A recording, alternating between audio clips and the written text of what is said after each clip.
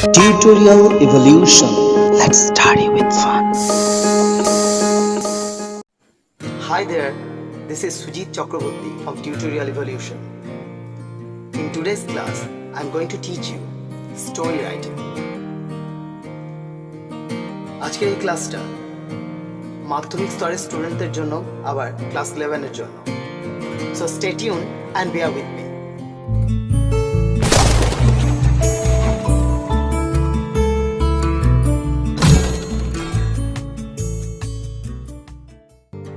তো সবার আগে বুঝতে হবে হোয়াট ইজ স্টোরি রাইটিং।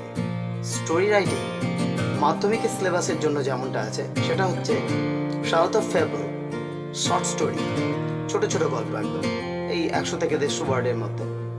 তো ফেবল কি, মরাল স্টোরিজ যেগুলোকে বলি, সাধারণত মরাল স্টোরিজই থাকে, যেটা সিম্পল প্যাটার্ন আর কি। প্রথমে একটা টাইটেল দিতে হয়, অ্যাট্রাকটিভ টাইটেল, সেটা সাধারণত ক্যারেক্টার থেকেই হয়ে যায় তৈরি, যে মেইন মুখ্য ক্যারেক্টারগুলো দিয়েই হয়ে যায়। তারপরে স্টোরিটা লিখতে হয় এবং শেষে একটা মরাল দিতে হয়, গল্পের উপর বেস করে তুমি কি শিখলে সেটাই মাধ্যমিকে। আর ক্লাস 11-এর জন্য একটু ডিফারেন্ট হয়ে যায়, এখানে মরাল স্টোরিও থাকতে পারে, আবার কোনো একটা মডার্ন স্টোরিও থাকতে পারে, যে কোনো ডে টু ডে লাইফের কোনো একটা ঘটনা নিয়ে বললো, সেখান থেকেও কোনো মরাল উঠে আসতে পারে, কিন্তু সেটার জন্য এক্সট্রা করে মরাল লেখার দরকার নেই, যেটা গল্পের মধ্যেই থেকে যাবে, গল্পের মধ্যেই কোনো না কোনোভাবে সেটা বুঝিয়ে দিতে হবে থিঙ্কিংয়ের মাধ্যমে। তো এই দু ধরনের গল্প আছে। তো প্রথমে আসি মাধ্যমিক স্তরের গল্পের ক্ষেত্রে আমরা কি করব। স্টোরি রাইটিং খুবই ইম্পর্টেন্ট একটা বিষয়, খুব তুচ্ছ হলেও গুরুত্বপূর্ণ, যেন ভালো করে শুনতে হবে। আমরা স্টোরি রাইটিং বলতে ভাবি যে সিম্পলি লিখে দেবো, হয়তো হয়ে যাবে, কিন্তু না, ট্রিক্স জেনে নিতে হবে। ট্রিক্সগুলো জেনে নিলে আমরা খুব সুন্দরভাবে লিখে নিতে পারবো। তো সবার আগে স্টোরি রাইটিংয়ে যেটা লিখতে হবে, টাইটেল। এবার এই টাইটেলটা তুমি স্কিপ করে যাও, পরে করবে, রেখে দাও। কেন? যদি আমরা গল্পটা আগে লিখে নিই তাহলে আমাদের একটা ধারণা তৈরি হয়ে যায়, কনসেপশন তৈরি হয়, আমরা একটা ধারণা পেয়ে যাই কী ধরনের টাইটেল এই গল্পের সঙ্গে খুব সুন্দর মানাচ্ছে। কারণ তুমি গল্প লিখতে গেলে গল্পটা দেখবা তোমার চিন্তা ভাবনা একটু মোড় নেবে, একটু ডিফারেন্ট মোড় নেবে, একটু তুমি চমক দিতে চাইবে গল্পে, ভালো ভাষা ইউজ করে, ভালো রিটোরিক্যাল ইউজ করে। সেই জন্য টাইটেলটাকে স্কিপ করে যাও। টাইটেলটা তো আমরা আপার লোয়ারে বা ক্যাপিটালাইজ করে লিখতে পারি, ওটা পরে লিখবো। প্রথমে তাহলে আমাদেরকে গল্প শুরু করতে হবে। তাহলে গল্প আমরা কোথা থেকে শুরু করবো? পয়েন্টস থেকে। হ্যাঁ, তো ধরো যে দেখো, একটা আমি উদাহরণ দিচ্ছি, এই পয়েন্টস থেকে এখানে মেন ক্যারেক্টার কি সেটা জেনে নিতে হবে। এবার ওই পয়েন্টসের মেইন ক্যারেক্টারকে সেন্টার করেই কিন্তু গল্পটা শুরু থেকে শেষ পর্যন্ত যাবে। এবার গল্পে তাহলে প্রথমে, মিডিলে এবং শেষে কি থাকবে? গল্প শুরু হবে প্রথমে একটা পরিচয় দিয়ে, যে মেইন ক্যারেক্টারটাকে তুমি লিখছো বা ক্যারেক্টার্সগুলো নিয়ে লিখছো, সেগুলোকে নিয়ে একটা পরিচয় দিতে হবে, তাদের পরিচয়টা। কোনো এক গ্রামে একটা গরিব চাষি থাকতো, কোনো এক জঙ্গলে অমুক পশু থাকতো, এই তো এরকমভাবে একটা পরিচয় ঘটিয়ে দিলাম প্রথমে। তারপরেই যে পার্টটা আসবে সেটা হচ্ছে সেগুলোর একটা কাজের মধ্যে নিয়ে আসা, সেই ক্যারেক্টারগুলোকে একটা অ্যাক্টিভিটিসের মধ্যে নিয়ে যাওয়া। আর অ্যাক্টিভিটি করতে করতে তখন একটা সাসপেন্স আসবে, সেটা প্রবলেম হোক বা কোনো আকস্মিক কিছু ঘটে যাওয়া তার সঙ্গে এরকম ঘটে যাবে। আর যখন ওই প্রবলেমটা ঘটবে, তখন যার প্রবলেম থাকে, where there is problem there is solution, তখন সেগুলো এবার সলিউশন বের করতে হবে। এবার সলিউশন করে নেওয়ার পর একটা খুব সুন্দর উপসংহার টানতে হবে, মানে গল্প একটা এরকম দিকে আলটিমেটলি গেল, সুন্দর একটা কনক্লুশন টানা হলো। এই হচ্ছে গল্পের হবে প্যাটার্ন। সে দুটো ক্ষেত্রে, মাধ্যমিক স্তরের ক্ষেত্রে, 11-এর ক্ষেত্রেও, কিন্তু আমি জাস্ট মাধ্যমিক স্তরটাকে এক্সপ্লেন করছি আগে। তো দেখো, এই হেডলাইনটা, কোয়েশ্চেনটা পড়লে আমরা কি দেখতে পাচ্ছি? মুখ্য চরিত্র কি? দেখো, খুব একটা সহজ গল্প দিয়ে শুরু করা যাক, the hare and the tortoise, এইটুকু হয়তো থাকলো শুধু। তাহলে এখানে মেন ক্যারেক্টার কোনটা? দুটো ক্যারেক্টার আছে, একটা হেয়ার, একটা টর্টয়েস। এবার এর মধ্যে থেকেও দেখবো আমরা একটা মুখ্য চরিত্র পেয়ে যাব। গল্পটার কোয়েশ্চেন পড়লে আমরা এটা জানতে পারছি যে আলটিমেট টর্টয়েস জিতছে, তাহলে সেই মুখ্য ক্যারেক্টার হওয়া উচিত। তাহলে ওইটাকে হাইলাইট করে আমাদেরকে লিখতে হবে, মানে যত ভালো গুণগুলো সেটাকে দিতে হবে, আর নেগেটিভিটিগুলো সব দিতে হবে হেয়ারের উপর। তাহলে এখানে টর্টয়েস হচ্ছে উইনার। তাহলে গল্পের আমরা কিভাবে গোছাবো, আমরা মনে মনে একটা ধারণা তৈরি করে নিলাম। তাহলে এইবার দেখো, প্রথমে হেয়ার আর টর্টয়েস সম্বন্ধে পরিচয় দিয়ে দিলাম, যেরকমভাবে পয়েন্টসগুলো বললাম। তারপরে হেয়ারের এবার হেয়ারের কি বলবো, একটা প্রবলেম সৃষ্টি করলাম একটা চমক দেওয়ার জন্য, যে প্রবলেমটা কি? সবসময় তাকে টিজ করে, সবসময় টিজ করে তাকে। হেয়ারটা টর্টয়েজটাকে। আর সেই জন্যই একটা রেস শুরু করার জন্য বলবে তাই, ঠিক আছে, প্রমাণ করার জন্য।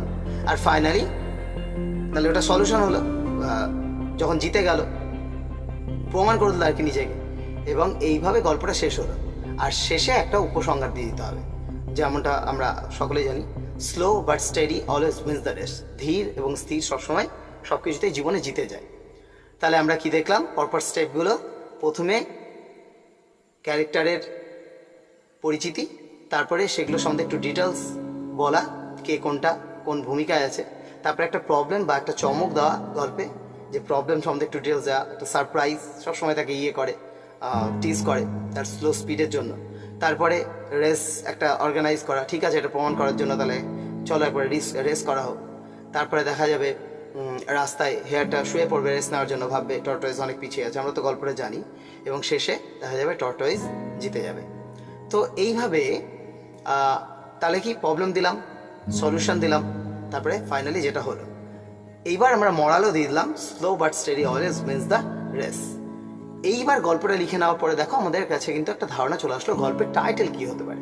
আমি আইদার ডাইরেক্ট ক্যারেক্টারগুলো নামই দিয়ে দিলাম, the hare and the tortoise, বা the tortoise wins the race. হ্যাঁ, তারপরে হচ্ছে অনেক নাম এরকমভাবে ভাবা যেতে পারে। তো এই হলো স্ট্যান্ডার্ড 10-এর, এইভাবে লিখতে হবে। এইভাবে তোমরা যে কোনো গল্প লিখতে পারো।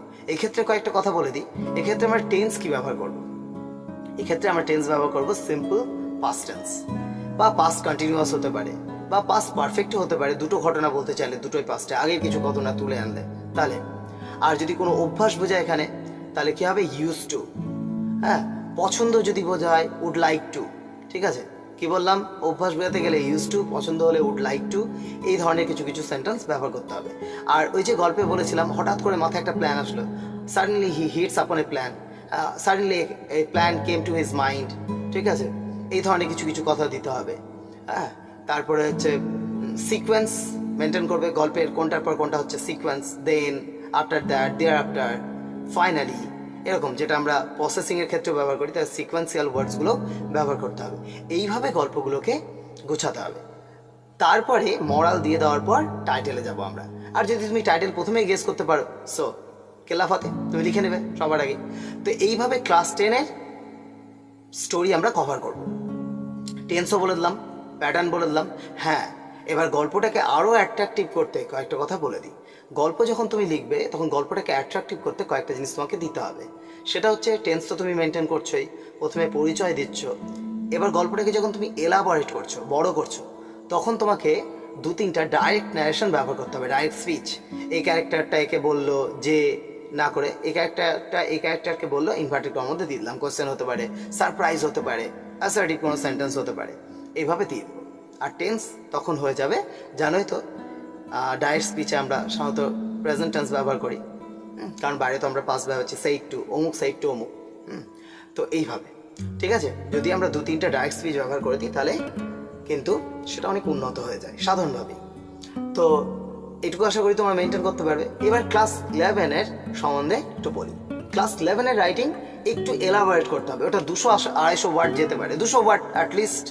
তো এই ক্ষেত্রে গল্প কিন্তু এরকম মরাল স্টোরি সাধারণত থাকে না, যে কোনো মডার্ন একটা গল্প দিয়ে দিতে পারে। তো তার উদাহরণ একটা দেখে নাও।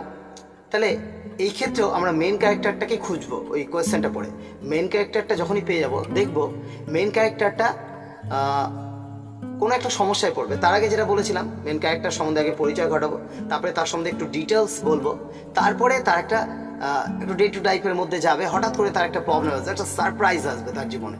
এবার ওই সারপ্রাইজটা একটা সলিউশন আসতে পারে, না আসতে পারে, বাট গল্প পড়ে যেটা তোমরা বুঝতে পারবে। ওই সিকোয়েন্সেই তোমাকে গল্পটা লিখতে হবে, এবং শেষে একটা খুব সুন্দর কনক্লুশন আসবে, যেটা গল্পটাকে উন্নত করতে এনরিচ করে দেবে আরো। আর এই গল্প লিখতে গেলে একটু রিটোরিক্যাল ইউজ দরকার, তুলনা, যেমন আমরা সিমিলির ব্যবহার করতে পারি, as, clever as, so clever as, নেগেটিভের ক্ষেত্রে সো অ্যাজ হয়, অ্যাফার্মেটিভের ক্ষেত্রে অ্যাজ হয়। হ্যাঁ, তারপরে তোমার আরও রিটোরিক্যাল কিছু ইউজ হয়, যেমন সিমিলি বললাম, পার্সনিফিকেশন হতে পারে, কোনো কিছু পার্সনিফাই করতে চাইলে, কোনো মৃত কিছুকে মানুষের গুণ যদি দিতে পারো, তাহলে পার্সনিফিকেশনের ব্যবহার। কিছু অলঙ্কারের ব্যবহার করতে হবে, একটু এক্সাজারেশনও করতে হতে পারে, অতিরঞ্জিত করতে পারো, কোনো একটা কিছুকে বেশি বলা, যেমন একটা ক্যারেক্টার সম্বন্ধে হয়তো একটু বেশিই বললাম, তার মনের কথাগুলো কি বলছেন ওই পথে, হ্যাঁ মনে মনে ভাবলো এটা, সে মনে মনে ভাবলো এটা, এইভাবে বললাম। তো এরকমভাবে গল্পগুলোকে এলাবোরেট করতে হবে, কিন্তু ওই একই প্যাটার্নে। আর গল্পটা লিখে নেওয়ার পর তুমি শেষে টাইটেলটার কথা ভাববে, তাহলে তোমার গল্প লিখতে অনেক সুবিধা হবে। তো এই ছিল ছোট্ট ট্রিক্স, এটা মেনটেন করলে তোমরা নিশ্চয়ই পারবে। আর তোমাদের তো বলে দিলাম যে টেন্স কি ব্যবহার করতে হয়। সব থেকে বেশি ব্যবহার হয় simple present tense, present indefinite আর কি, সাবজেক্ট ভার্ব টু অবজেক্ট। আর তারপরে তুমি পাস্ট কন্টিনিউয়াসও ব্যবহার করতে পারো, verb, be verb plus ING plus object.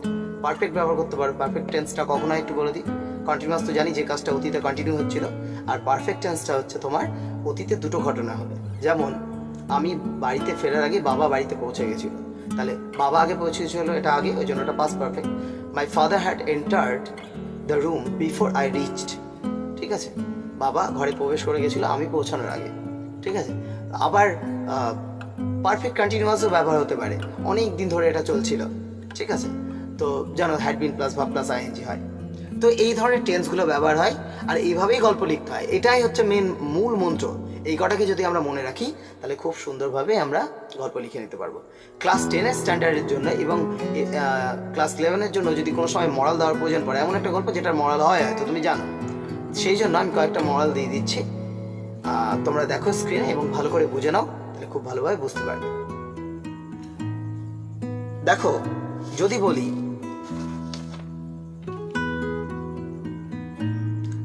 বলি a false tale often betrays itself, একটা মিথ্যে গল্প বা মিথ্যে কিছু বলা নিজেকেই ঠকায়। যেমন রাখালের গল্পটাতে আমরা পেয়েছি, a humble life with peace and quiet is better than a splendid one with danger and risk। এটা হচ্ছে ওই গল্পটার সঙ্গে যায়, বলছে একটা সাধারণ জীবন অনেক ভালো, যেটাতে হয়তো পিস আছে, শান্তি আছে, হ্যাঁ অনেক ভালো। এটা কার থেকে বেশি ভালো? একটা স্প্লেন্ডিড ওয়ান, অসাধারণ একটা জীবনের থেকে, যেখানে ডেঞ্জার আছে আর রিস্ক আছে। সেটা হচ্ছে ওই তোমার কুকুর আর রাস্তার কুকুর আর বাড়ির কুকুরটার গল্পটা। ওই যে বলবে যে আমার প্রভু আমাকে খুব যত্নে রাখে, তো বললো তোমার গলায় কিসের দাগ বন্ধু? তখন বলবে যে এই তো আমার প্রভু আমাকে দেখে একটু ভয় পায় তো দিনের বেলা, তাই আমাকে আটকে রাখে। তখন বলবে ও তোমাকে আটকে রাখে, ঠিক আছে বন্ধু, তোমাকে অনেক ধন্যবাদ, তোমার লাইফে তোমার ধন্যবাদ, আমি আমার জীবনে ঠিক আছি, এইভাবে বলে, ঠিক আছে। তো এরকম। তারপরে হয়তো বললো a villain May disguise himself but he will not deceive the wise. একটা ভিলেন নিজেকে লুকোতে পারে ঠিকই, ঠিক আছে, কিন্তু সে কিন্তু জ্ঞানীদের ঠকাতে পারে না। এটা কোন গল্পের সঙ্গে যায়? ওই যে নীল রঙের ভেতর শেয়ালটা ডুবিয়ে যাবে, নিজেকে ডুবিয়ে নেবে আর নিজেকে অন্যরকম কিছু ভাববে, সবাইকে ভয় খাওয়াবে, ঠিক আছে। তারপরে হচ্ছে ওই যে একবার কাক পেছনে তার 2-3টা ময়ূরের পেখম লাগিয়ে নিয়ে ভাববে আমি ময়ূর হয়ে গেছি। তারপরে কোকিল আর কাকের গল্পটা, হ্যাঁ এই গল্পগুলো হচ্ছে এর মধ্যে যায়, এই মডেলটার সঙ্গে যায়। An act of kindness is a good investment. একটা দয়ার কাজ, কাউকে যদি তুমি সিম্প্যাথি দেখাও বা ভালো কাজ করো, কাইন্ডনেস, দয়ার কোনো কাজ করো, তাহলে সেটা কিন্তু একটা ভালো ইনভেস্টমেন্ট, কারণ তুমি সেটা রিটার্ন পে ব্যাক নিশ্চয়ই পাবে। যেমন এই গল্পটা দ্য চিল অ্যান্ড দ্য পিঁপড়ির গল্পটা। পিঁপড়াটাকে চিল একটা পাতা ফেলে বাঁচিয়ে নেবে, তাকে উদ্ধার করবে। ঠিক চিলটাকে যখন একটা শিকারী এম করবে, তখন পিঁপড়াটা কিন্তু তার থায়ে কামড় দেবে, আর তখন তার মিসপ্লেস হয়ে যাবে, সে মারতে পারবে না তাকে। এভাবে একে অপরকে বাঁচাবে। তারপরে the lion and the mouse গল্পটা খুব সুন্দর, নেট কেটে বাঁচাবে তাকে। পরে যখন প্রথমে তাকে নাকে ভেতর ঢুকবে, যেন খুব বিরক্ত হবে, যেন তাকে খেতে যাবে, তখন বলবে আমাকে ছেড়ে দাও, আমি তোমাকে বন্ধু একদিন ঠিক উপকার করবো, এরকম, ঠিক আছে। তো এই মরালগুলো আমার কালেক্টেড করা মরাল, একটু দেখো, এরকম আরো অনেক মরাল আছে, তো তোমাদের ভালো লাগবে এটা। তারপরে বলেছে দেখো, better a certain enemy than a doubtful friend. একটা অনিশ্চিত বন্ধুর থেকে একটা নিশ্চিত শত্রু থাকা অনেক ভালো। এটা কোন গল্পের ক্ষেত্রে যায় এখন আর বলছি না, এটা মনেও পড়ছে না আর কি। তারপর এটা বলছি, জাস্ট তোমাদের মানে বলে দিচ্ছি, যখন কোনো গল্পের সঙ্গে তুমি এগুলো রিলেটিভিটি পাবে তখন ইউজ করতে পারবে। যেগুলো আমি জানি, আমার মাথায় এখন আসছে, সেটা বলে দিচ্ছি আর কি। তারপরে বলছে দেখো, be aware of flatter, be aware of hypocrites, a great talker is a great liar. তিনটে একই কথা, শেষেরটা বলি, মনে রাখলে ভালো। A great talker is a great liar. মিষ্টিভাষী দুষ্টু লোক, যে মানুষগুলো খুব মিষ্টিভাষী অথচ তাদের মনে ভালো কিছু থাকে না, সে ক্ষেত্রে বলছে, ঠিক আছে, তাদের ক্ষেত্রে। Birds of a father folk together. বলে না যে চড়ে চড়ে মাছ তো ভাই, ওই ক্ষেত্রে তো দেখবে তুমি যেরকম ক্যাটাগরি, তুমি সেই ক্যাটাগরির মানুষের সঙ্গে মিশবে। তুমি যদি খুব ভালো স্টুডেন্ট হও, তুমি চাইবে ভালো স্টুডেন্টদের সঙ্গে মিশতে। এই হচ্ছে বিষয়। ওটার ক্ষেত্রে এরকম কোন গল্প হতে পারে সেটা লিখবে। তারপর change of habit cannot change nature. তোমার অভ্যাস চেঞ্জ হতে পারে, কিন্তু তোমার চরিত্র কখনোই চেঞ্জ হয়ে যাবে না। Counsel without help is useless. তোমাকে বড় বড় জ্ঞান দিয়ে যাচ্ছি, অথচ তোমাকে সাহায্য করছি না, তাহলে সেটা ইউজলেসই হবে। ঠিক আছে, তো ওটাকেই বলছে কেন। Do not be in a hurry to change one evil to another. বলে না, don't carry all your eggs in one basket. তোমার সব ডিমগুলোকে যদি তুমি একটাই বাস্কেটে ক্যারি করো, পড়ে গেলে একসঙ্গেই সব গেল। বেটার তুমি 3-4টা বাস্কেটে রাখলে, তাহলে একটা পড়ে গেলে বাকিগুলো কিন্তু থেকে যাবে। তো একটা বিপদ এসেছে, তুমি ওটাতে এত তাড়াহুড়ো করছো যে ওর সঙ্গে তুমি আরও 10-12টা বিপদ তোমার জীবনে ডেকে আনবে। কোন গল্পের সঙ্গে যাই সেটার সঙ্গে ইউজ করবে। তারপরে বলেছে দেখো, do not count your chickens before they are hatched. গাছে কাঁঠাল গোপে তেল। কাঁঠাল গাছে আছে, তুমি আগেই গোপে তেল লাগাচ্ছ কবে কাঁঠাল আসবে, তাহলে সেটা ভুল। কেননা কাঁঠালটা তো আমি চুরিও করে নিতে পারি গাছ থেকে, তুমি তো পেলে না খেতে, সেই জন্য। ঠিক আছে, তো আগে থেকে অত আশা করে লাভ নেই, কর্ম করতে হবে শুধু। তারপরে do not enter into danger for the profit of others. অন্য কারো প্রফিটের জন্য নিজেকে বিপদে ফেলাটা বোকামো।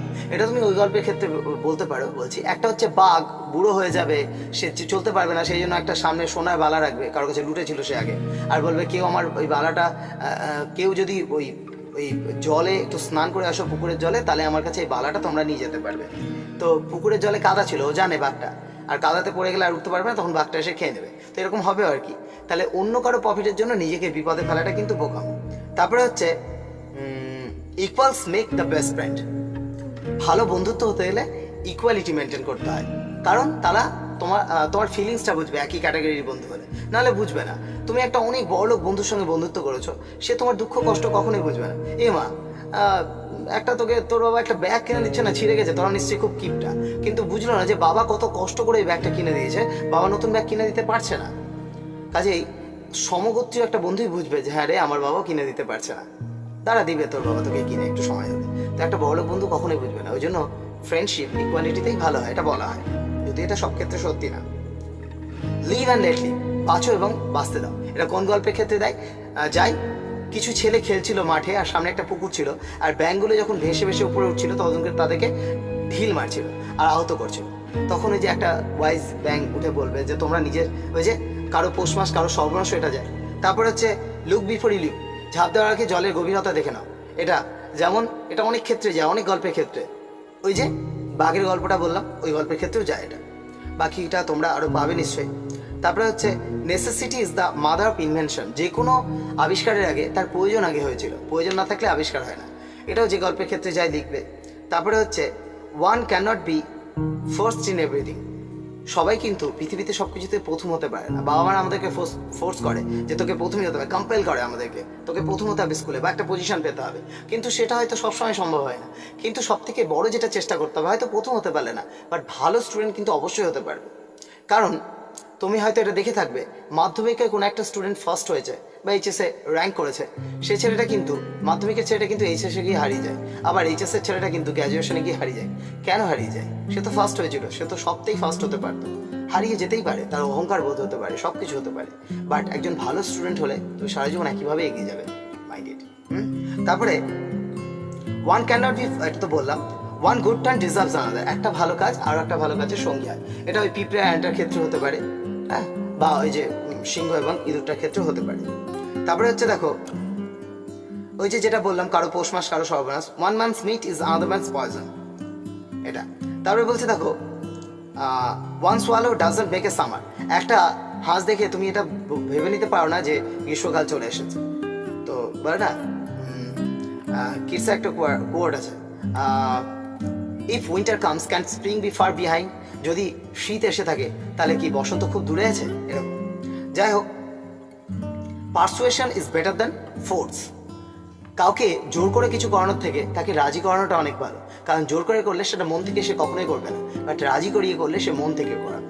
ঠিক আছে, যাই হোক, তারপরে বলেছে দেখো, physicians should first heal themselves, doctor thy heal yourself, একটা কথা আছে, ডাক্তার আগে নিজের রোগ সারান। ঠিক এটার সঙ্গে যাই, চ্যারিটি বিগিনস অ্যাট হোম। তুমি তোমার পাশের বাড়ির কাকুটাকে খুব ভালোবাসো, অথচ নিজের বাবা মাকে অবহেলায় রেখেছো, তাহলে কখনোই সেই ভালোবাসার দাম পাবে না, কারণ চ্যারিটি বিগিনস অ্যাট হোম। তারপরে প্রাইড গোজ বিফোর ডিস্ট্রাকশন, ধ্বংস দিকেই যায় সবসময় অহংকার, অহংকার সবসময় ধ্বংসের দিকে যায়। ওই জন্য তুমি যেটাতেই ভালো হয়ে থাকো না কেন, সেটাতে অহংকার করো না, সেটাকে আরো উন্নত করার চেষ্টা করো, তাহলেই ভালো জায়গায় এগোতে পারবে। কারণ অহংকার মানেই তারপরেই ঠিক ধ্বংস আসছে তোমার জীবনে, কাজেই অহংকার নয়, উন্নত হও। তারপরে self help is the best help, এটা কোন গল্পের ক্ষেত্রে যায়? নিজেকে সাহায্য করা সব থেকে বড় সাহায্য করা। ওই যে দ্য হারকিউলিস অ্যান্ড দ্য কার্টম্যান, ওই যে তার মাড়ি পাত দিয়ে যাবে তার কাঠটাকে নিয়ে, আর চাকাটা মাটিতে গেঁথে যাবে, তখন সে ভগবানের কাছে প্রার্থনা করবে নিজের চেষ্টা না করে, ভগবান আমার এই চাকাটা উঠিয়ে দাও, আমি আর এগোতে পারছি না, খুব কষ্ট হচ্ছে। তখন ভগবান আসবে একটা বয়স্ক লোকের রূপ ধরে, আর তাকে বলবে যে তুমি এক কাজ করো, আমি তো তোমাকে সাহায্য করতে পারবো না, তুমি তোমার কাঁধটা ওই চাকার নিচে রেখে একটু চাড়া দাও, তাহলে দেখবে সত্যি উঠে যাবে। সত্যি তাই হবে, তখন ও বুঝতে পারবে। God helps those who helps themselves.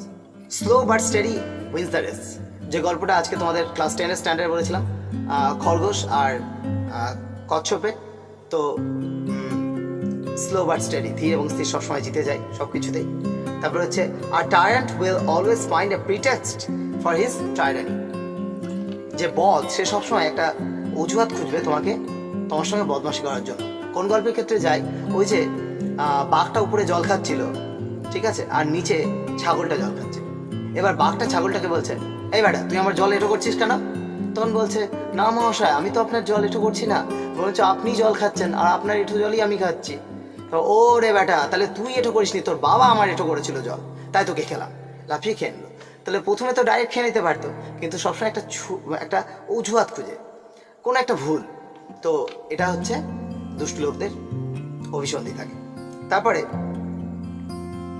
they who lay trap for others are often caught by their own trap, যে পরের জন্য গর্ত খুঁড়ে সে নিজে একসময় নিজের গর্তে পড়ে। তো কাউকে যদি তুমি ট্র্যাপে ফেলতে যাও, দেখবা তুমি সব থেকে বড় বেশি ট্র্যাপে পড়ছো। ঠিক আছে, তারপর think before you act, look before you live, same জিনিস। তারপরে those who seek to please others can please nobody, যারা সবাইকে খুশি করতে চায় আলটিমেট কাউকেই পারে না।